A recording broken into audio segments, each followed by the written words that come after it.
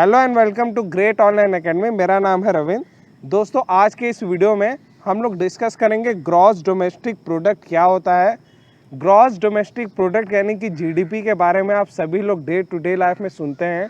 Country का जो GDP growth है, इंडिया का जो जीडीपी ग्रोथ है, वो इस वक्त निगेटिव में जा रहा है। कोरोना के आने के बाद पूरी तरीके से हमारा जीडीपी ग्रोथ जो है वो निगेटिव में जा रहा है।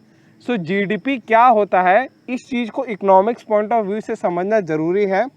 जीडीपी को निकालने के जितने तरीके हैं इसको हम लोग जानेंगे, जैसे कि नॉमिनल एंड रियल जीडीपी क्या होता है, परचेजिंग पावर पैरिटी जीडीपी क्या होता है, फैक्टर कॉस्ट जीडीपी क्या होता है। साथ में हम लोग जानेंगे एनडीपी, जीएनपी एंड एनएनपी, ये जो टर्म्स हैं इनमें क्या डिफरेंस है एंड ये जीडीपी से किस तरीके से रिलेटेड है, किस तरीके से जीडीपी से ही सारी चीज़ों को हम लोग समझते हैं। सबसे पहले जीडीपी से हम लोग शुरुआत करेंगे, फिर एक एक करके इन सभी टॉपिक्स को हम लोग समझेंगे। दोस्तों, अगर आपने अभी तक हमारे चैनल को सब्सक्राइब नहीं किया है तो प्लीज़ आप इसे अभी सब्सक्राइब कर लीजिए, ताकि मेरे द्वारा दी गई हर एक वीडियो की नोटिफिकेशन आपको टाइम पर मिलती रहे। देखिए, जीडीपी एक तरीके का ऐसा पैरामीटर है जो किसी भी कंट्री के फाइनेंशियल हेल्थ को रिप्रेजेंट करता है। अगर किसी कंट्री का जीडीपी अच्छा है, जैसे कि अगर हम चाइना और इंडिया की फाइनेंशियल हेल्थ को कंपेयर करना चाहते हैं, तो सबसे पहले हम लोग देखेंगे कि चाइना और इंडिया में किसका जीडीपी ज़्यादा है। अगर हम लोग देखेंगे तो चाइना का जो जीडीपी है वो लगभग 12 ट्रिलियन के बराबर है और इंडिया का जीडीपी 3 ट्रिलियन इकोनॉमी है। मतलब हमारा जो जीडीपी इस वक्त है वो टोटल जीडीपी 3 ट्रिलियन है। तो जीडीपी किस तरीके से किसी कंट्री के हेल्थ को, फाइनेंशियल हेल्थ को रिप्रेजेंट करता है, इस चीज़ के लिए जो जीडीपी का कैलकुलेशन है वो समझना जरूर। जीडीपी के कैलकुलेशन में हम लोग को 3 चीज़ें समझना सबसे पहले ज़रूरी होता है। सबसे पहली चीज़ होती है राजनीतिक सीमा। किसी भी देश की राजनीतिक सीमा वो होती है जो उसकी भौगोलिक सीमा है प्लस जितनी भी उसकी समुद्री सीमा है, उनके अंडर जो भी गुड्स एंड सर्विसेज का प्रोडक्शन होता है उसको हम लोग उस देश की जीडीपी में इंक्लूड करते हैं। तो राजनीतिक सीमा हमेशा भौगोलिक सीमा से बड़ी होती है। भौगोलिक सीमा एक जियोग्राफिकल जो हमारा लैंड होता है कंट्री का, जैसे कि इंडिया का है, सिर्फ उतना ही होता है। बट राजनीतिक सीमा समुद्री क्षेत्र जितना भारत के अंडर है, जो भी हमारी मैरीटाइम जो हमारी लैंड बाउंड्री का रूल है, उसके अकॉर्डिंग जो हमारी समुद्री सीमाएं हैं भारत की, अगर उसमें भी कोई काम हुआ, जैसे कि कोई मछुआरा मछली पकड़ने के लिए इंडियन ओशियन में जाता है जो भारत के अंडर है, तो उसने जो गुड्स को पैदा किया, मछली ये नेचुरल गुड्स है। सो ये गुड्स का जो प्रोडक्शन है वो किसके जीडीपी के अंडर आएगा, वो इंडिया के जीडीपी के अंडर आएगा। बट अगर वो चीज़ श्रीलंका के अंडर चली जाए तो वो श्रीलंका अपने जीडीपी में इंक्लूड कर सकता है, भारत अपने जीडीपी में इंक्लूड नहीं कर सकता है। इसी तरह जो फाइनल मार्केट वैल्यू होती है गुड्स एंड सर्विसेज की, वो क्या होती है, जब भी हम कोई भी चीज़ मार्केट से खरीदते हैं तो वो हमको एक फिनिश्ड फॉर्म में मिलता है। हम कभी भी मार्केट में थोड़े थोड़े तरीके से चीज़ों को नहीं खरीदेंगे। जैसे कि अगर हम समोसा खाने जाते हैं या फिर हम एक स्वीट्स की दुकान में जाते हैं या हम कपड़ा खरीदने जाते हैं, तो हम हमेशा उन चीज़ों को खरीदेंगे जो हमारे डायरेक्टली यूज़ में आती हैं। जैसे कि समोसा जब तक बन के तैयार नहीं हो जाएगा, जब तक उसमें तेल का यूज़ नहीं होगा, जब तक उसमें मैदे का यूज़ नहीं होगा, आलू का यूज़ नहीं होगा, इसी तरीके से जो उसकी सॉस है, जो चटनी है, उसमें मिर्चे का यूज़ होगा, इन सभी चीज़ों का जो मूल है वो समोसा वाला हमारे जब प्राइस लेगा समोसे का उसमें इंक्लूड करेगा। तो उस समोसे वाले को जो हम लोग पैसा पे करेंगे, सपोज 10 रुपये हम उसको पे करते हैं, तो हमने जीडीपी में कंट्रीब्यूट जो किया वो 10 रुपये किया है। समोसे वाले ने कितना कंट्रीब्यूट किया, उसने भी 10 रुपये कंट्रीब्यूट किया। कैसे, उसने जो चीज़ प्रोड्यूस की वो थी समोसा, तो उस समोसे की जो वैल्यू थी वो थी 10 रुपये। अब उसने तो प्रोड्यूस नहीं किया था तेल को, ना तो उसने प्रोड्यूस किया था आलू को, उसने क्या प्रोड्यूस किया, एक समोसा प्रोड्यूस किया जिसकी उसने वैल्यू आपसे 10 रुपये ली। तो जो भी प्रोडक्शन होगा फाइनल गुड्स, जो इंसान जो भी गुड्स प्रिपेयर करेगा, जो भी प्रोड्यूस करेगा, उसका जो भी मार्केट वैल्यू होगी, फाइनल मार्केट वैल्यू, उसी का कंट्रीब्यूशन जीडीपी में जाता है। जीडीपी कैलकुलेशन में हम लोग उन सारे गुड्स एंड सर्विसेज को लेंगे जो हमारे इंडिया में प्रोड्यूस हो रही हैं। अलग अलग इंडिविजुअल अलग अलग कंपनी जो भी गुड्स प्रोड्यूस करेंगी वो जीडीपी में उतना कंट्रीब्यूट करती जाती हैं। इनका जो भी लेखा जोखा होता है वो मैक्सिमम लोगों का होता है। हर एक जो भी बिजनेसमैन होता है जब भी वो किसी चीज़ को प्रोड्यूस करता है तो उसका जो लेखा जोखा है वो टैक्स के फॉर्म में वो हमेशा पे करता है। अगर उसने ज़्यादा प्रोडक्शन किया तो ज़्यादा टैक्स देगा। तो गवर्नमेंट को ये डाटा डायरेक्टली टैक्स कलेक्ट करते समय मिल जाता है जिससे वो जीडीपी को कैलकुलेट करती है।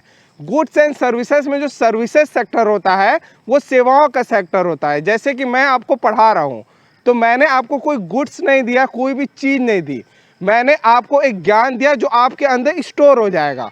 तो ये जो चीज़ है मैंने आपको हमेशा के लिए यूज़ करने के लिए दी। इसका आपने कोई कंजम्पशन नहीं किया, आपने इसका इस्तेमाल किया अपने वैल्यू को, अपने स्टैंडर्ड ऑफ लिविंग या अपने लाइफ को अच्छा इम्प्रूव करने के लिए। इसका जो फॉर्मूला होता है वो होता है C + I + G + NX। C क्या होता है? कंजम्पशन।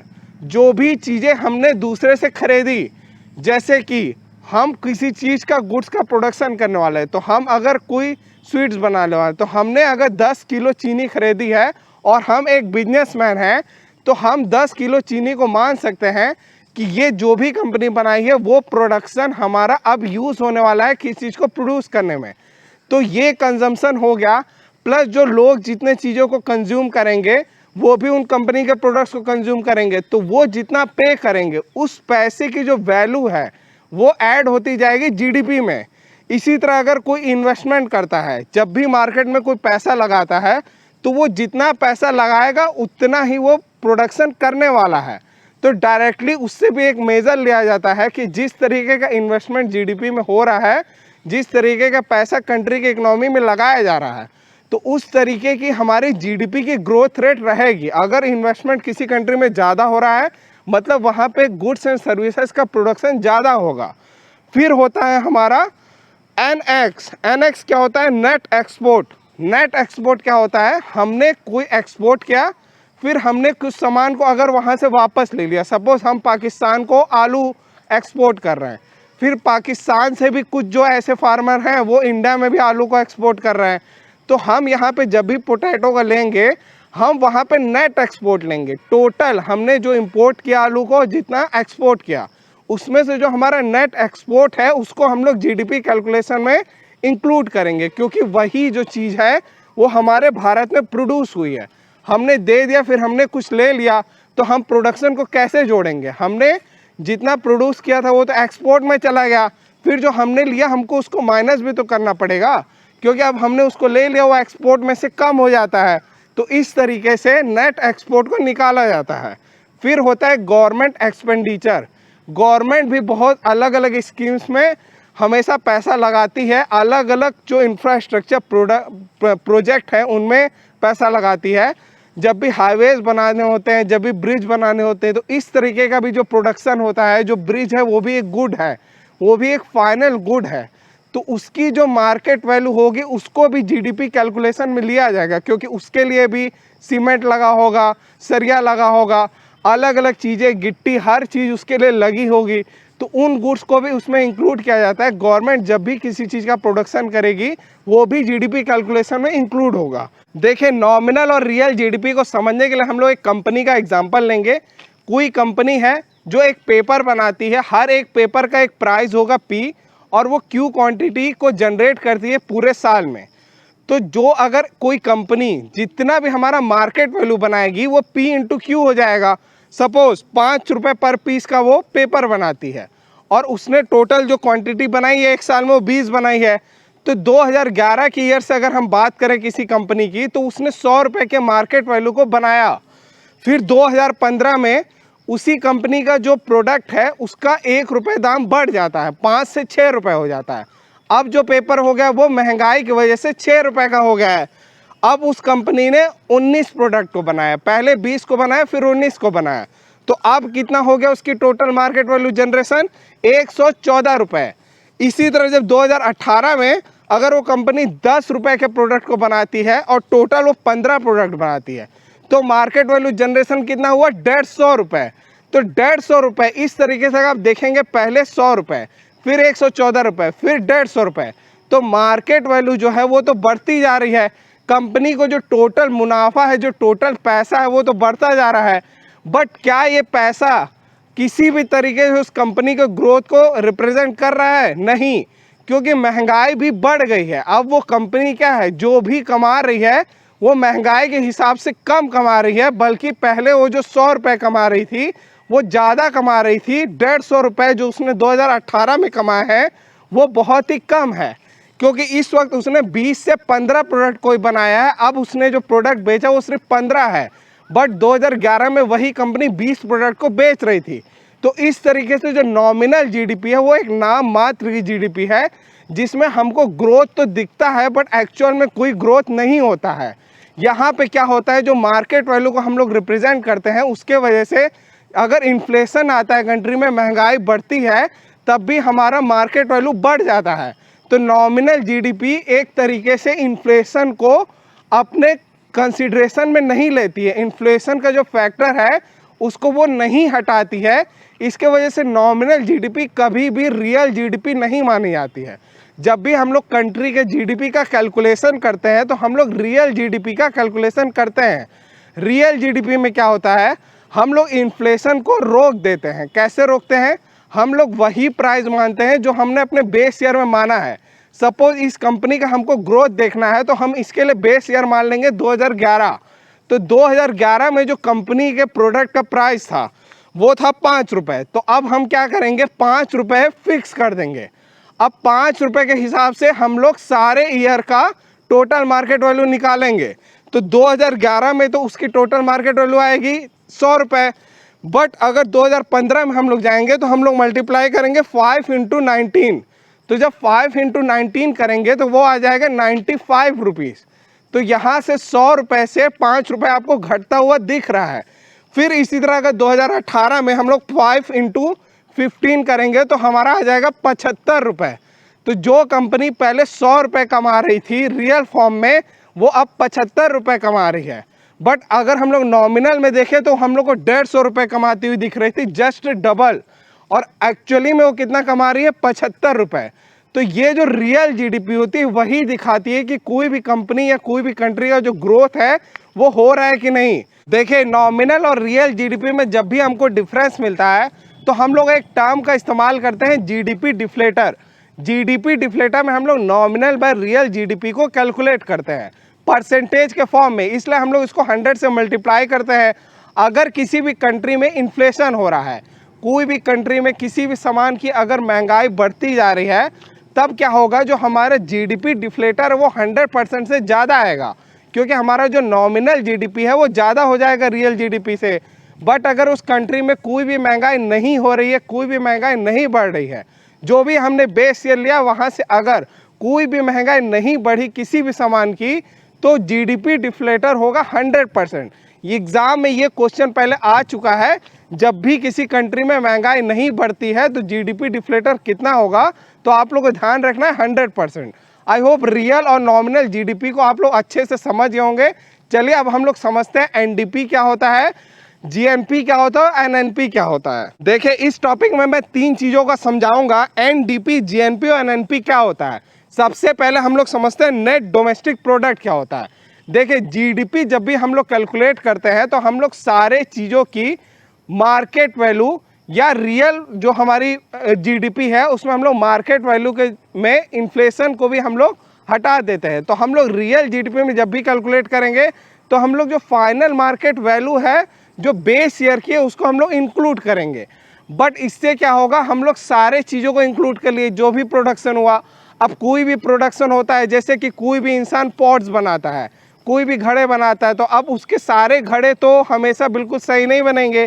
कुछ घड़ों को वो बिल्कुल बेचने गया बट लास्ट में वो घड़े टूट गए।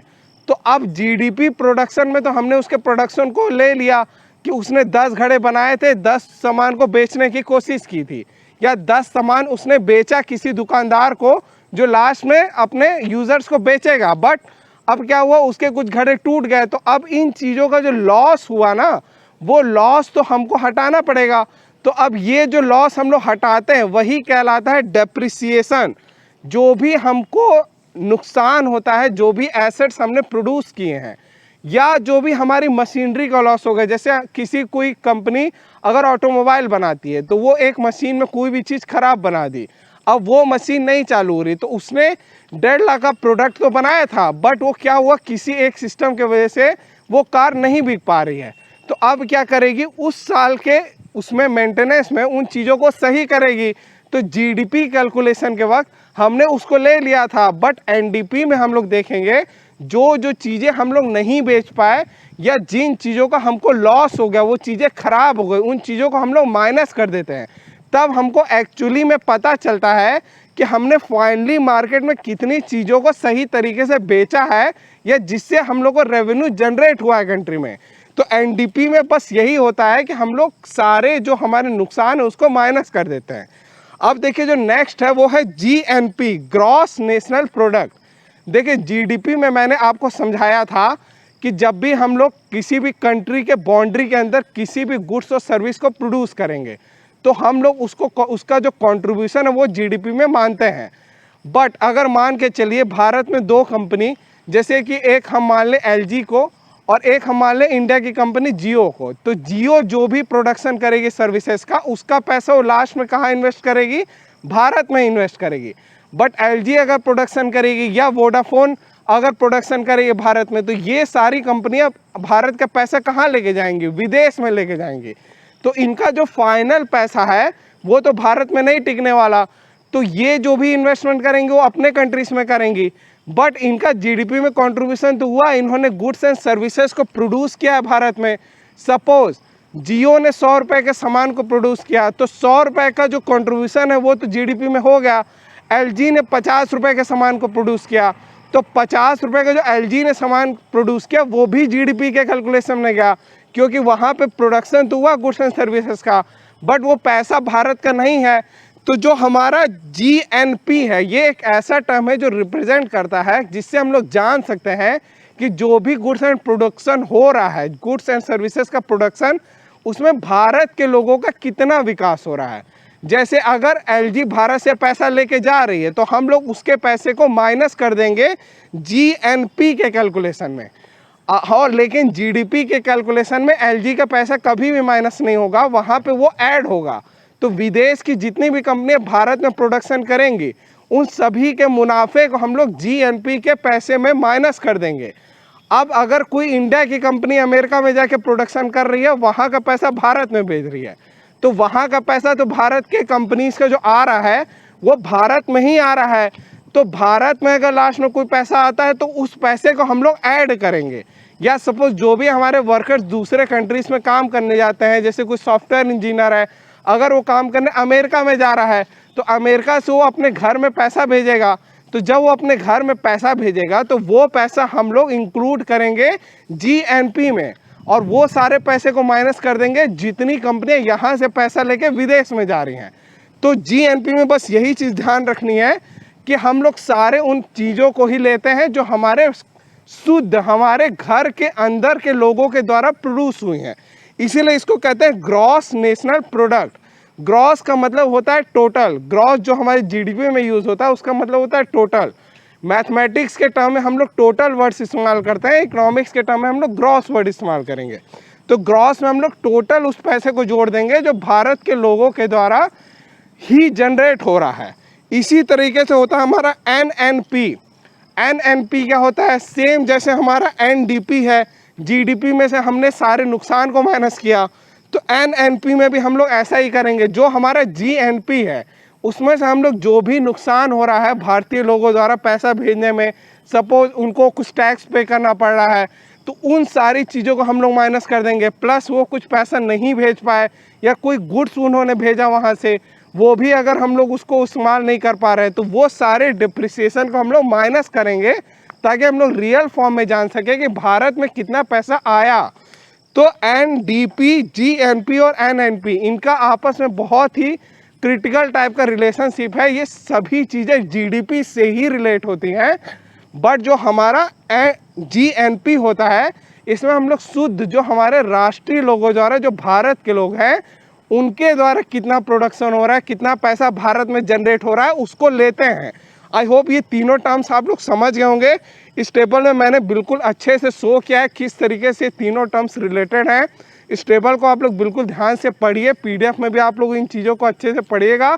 टेलीग्राम चैनल पे हमारा पीडीएफ मिल जाता है जिसका लिंक डिस्क्रिप्शन बॉक्स में रहता है। देखिए परचेजिंग पावर पैरिटी क्या होता है, ये एक ऐसा टर्म है जो आपको एक तरीके का ऐसा एक्सप्लेनेशन देता है जिसमें हम लोग ये समझते हैं कि किसी भी दो इकोनॉमी, किसी भी दो कंट्री में जो उसके करेंसी की परचेजिंग पावर है, जैसे कि आप अगर भारत में 350 रुपये एक दिन में कमाते हैं तो 350 रुपये अगर आप भारत में कमाते हैं तो अमेरिका के हिसाब से अगर हम लोग 75 रुपीज़ ले अगर $1 की वैल्यू, तो अमेरिका के हिसाब से हम लोग कितने पैसे कमा रहे हैं, लगभग $4.5 लगभग। तो लगभग $4.5 कमाने पे अगर आप $4.5 के हिसाब से जो अमेरिका में सामान खरीद पाएंगे, क्या आप भारत में उससे ज़्यादा सामान खरीद सकते हैं? इस चीज़ों को परचेजिंग पावर पैरिटी के जीडीपी में देखा जाता है। परचेजिंग पावर पैरिटी की जो जीडीपी होती है ये हमेशा आपको ये चीज़ शो करती है कि किस इकोनॉमी में लोगों के पास परचेजिंग की क्षमता ज़्यादा है। परचेजिंग की क्षमता ज़्यादा होने का मतलब होता है वहाँ के लोगों पे जो भी महंगाई दर है या वहाँ पे जो भी गुड्स एंड सर्विसेज का प्रोडक्शन हो रहा है वो वहीं पे कंज्यूम हो जाता है। जैसे अगर भारत में मैक्सिमम चीज़ें जो भी प्रोडक्शन होता है गुड्स एंड सर्विसेज का वो भारत में ही कंज्यूम होती है। इंडिया का एक्सपोर्ट बहुत ही कम रहता है दूसरे कंट्रीज़ को, इसलिए इंडिया का जो परचेजिंग पावर होता है वो बहुत ज़्यादा होता है। आप अगर $4-4.5 अमेरिका में कमाते हैं तो सपोज आप एक अगर आप वहाँ पे बर्गर खरीद पाएंगे, $4.5 का आपको एक बर्गर मिलता है, तो इंडिया में वही बर्गर मिलेगा 75 रुपये का। तो आप वहाँ $4.5 में एक बर्गर खरीद पाए, आप पैसा तो दोनों कंट्री में बराबर कमा रहे हैं। 350 रुपये यहाँ कमा रहे हैं, मतलब आप अमेरिका में $4.5 कमा रहे हैं, तो वहाँ पे आप $4.5 में एक बर्गर खरीद पा रहे हैं। बट इंडिया में आप अगर 100 रुपये का बर्गर खरीदते हैं तो आप 3 बर्गर को खरीद सकते हैं। तो यहाँ के करेंसी में जो बर्गर खरीदने की पावर है, परचेजिंग पावर है, वो ज़्यादा है। तो इस चीज़ का जो कैलकुलेशन होता है कि किसके करेंसी में कितनी परचेजिंग पावर है, ये वर्ल्ड बैंक समय समय पे करता रहता है। तो इंडिया के लिए जो इसका पावर रिप्रेजेंट की गई है, अगर आप अमेरिका में 17 रुपये भारत के हिसाब से कमाएंगे, 70 नहीं 17, अगर आप अमेरिका में 17 रुपये कमाते हैं और भारत में 1 रुपये कमाते हैं तो दोनों इक्वल है। तो मतलब अगर आप भारत में 1 रुपये कमा रहे हैं और अमेरिका में 17 रुपये कमा रहे हैं, तो आप लोग को जो यहाँ 1 रुपये की चीज़ है वही चीज़ अमेरिका में आपको 17 रुपये की पड़ती है। तो आपकी 1 रुपये की कीमत यहाँ पे ज़्यादा है। अगर आप 17 रुपये भारत में कमाएंगे तो अमेरिका के हिसाब से आप 17 गुना चीज़ें खरीद सकते हैं। I hope purchasing power parity को बिल्कुल आसान वर्ड्स में मैंने आपको समझाया, आप लोग समझ गए होंगे। इसको बस आपको इतना ही ध्यान रखना है कि परचेजिंग पावर पैरिटी एक जीडीपी का ऐसा मेजर जिसमें इंडिया टॉप करता है क्योंकि यहाँ के करेंसी की वैल्यू ज़्यादा है। चलिए अब हम लोग समझते हैं लास्ट टॉपिक को, फैक्टर कॉस्ट जीडीपी। देखिए फैक्टर कॉस्ट जीडीपी को समझने के लिए हम लोग एग्जांपल लेते हैं सिलेंडर का। सपोज कोई कंपनी, सपोज हमारी ओएनजीसी है, तो ओएनजीसी क्या है, नेचुरल गैस को प्रोड्यूस करती है। तो अगर ओएनजीसी अगर सिलेंडर्स को बना रही है तो सिलेंडर्स को बनाने के लिए अगर वो 400 रुपये का सिलेंडर बनाती है तो 400 रुपये के सिलेंडर पे सपोज वो 10% टैक्स दे देती है, तो 40 रुपये उसने टैक्स दे दिया। तो अब जब वो मार्केट में पैसा निकालना चाहती है तो उसको निकालने के लिए उसके पास कितना पैसा वापस आने वाला है, 360 रुपये। तो अब क्या है, 360 रुपये से ही ओएनजीसी को अपना काम चलाना है। 400 रुपये तो उसने अपना मार्केट प्राइस रखा बट 10% उसने टैक्स दे दिया। तो जो भी उसको अपना बिजनेस चलाना है वो सारे बिजनेस को अब 360 रुपये में मैनेज करेगी। कोई भी बिजनेस चलाने के लिए लैंड की, लेबर की और कैपिटल की ज़रूरत होती है, इसी को हम लोग कहते हैं फैक्टर। तो जो भी फैक्टर किसी बिजनेस को चलाने के लिए ज़रूरी होता है, अब कंपनी उन सारे फैक्टर को किससे मैनेज करती है। अगर वो कोई लैंड खरीदेगी तो अब वो 360 रुपये से ही खरीदना होगा उसको। अगर वो कैपिटल लगाना चाहती है तो उसी 360 रुपये में से लगाएगी। अब अगर उसको कहीं पे भी लेबर चाहिए, उसकी सैलरी देनी है, तो अब वो 360 रुपये में से ही मैनेज करेगी। तो इस तरीके के समय अगर हम लोग फैक्टर को देखें किसी भी बिजनेस में अगर फैक्टर कॉस्ट उसका कम हो जाता है, अगर उसको मुनाफा जो है टैक्स देने के बाद नहीं मिलता है, तो अब वो कंपनी क्या करेगी, उस बिजनेस को बंद कर देगी। तो कई बार क्या होता है, गवर्नमेंट सब्सिडीज़ देती है इस तरह के बिजनेसेस को चलाने के लिए। तो अगर गवर्नमेंट ने सब्सिडीज़ दिया, गवर्नमेंट लोगों को सब्सिडीज़ प्रोवाइड करेगी, तो गवर्नमेंट क्या करती है, आपको ये मौका देगी सिलेंडर बनाने वाली कंपनी को कि आप उस सिलेंडर को 800 रुपये में बेचो। आप 800 रुपये में बेचो, आपके पास 800 रुपये आएंगे। अब जो है हम लोग वापस कर देंगे 400 रुपये लोगों को। हम लोग जो है सारे चीज़ों को, जो आपका लैंड है, जो भी आपका खर्चा हो रहा है इन चीज़ों में, हम लोग उसको बेयर करेंगे। तो फैक्टर कॉस्ट में गवर्नमेंट सब्सिडीज़ प्रोवाइड कर देती है लैंड के लिए, लेबर के लिए, जिसकी वजह से उस कंपनी का जो मुनाफा है वो बढ़ जाता है। आई होप ये सारे पॉइंट आप लोग बिल्कुल अच्छे से समझ गए होंगे। मैंने एक एक पॉइंट को बिल्कुल अच्छे से आपको समझा दिया है। आप लोग इनके नोट्स भी बना सकते हैं, या मेरे जो PDF है टेलीग्राम चैनल पे अवेलेबल रहते हैं, आप लोग उनको फॉलो कर सकते हैं। इन सभी टॉपिक से क्वेश्चन एग्जाम में आते हैं बच्चों। इन सभी टॉपिक्स को आप लोग बिल्कुल ध्यान से समझ के याद करके चलिए। आई होप अब मैं आपको इससे जो भी क्वेश्चन आने वाले सीरीज़ में करवाऊंगा, आप लोग उसको भी सॉल्व कर सकेंगे। तो चलिए, thank you for watching my video. मिलते हैं हमारे नेक्स्ट वीडियो में, तब तक के लिए जय हिंद।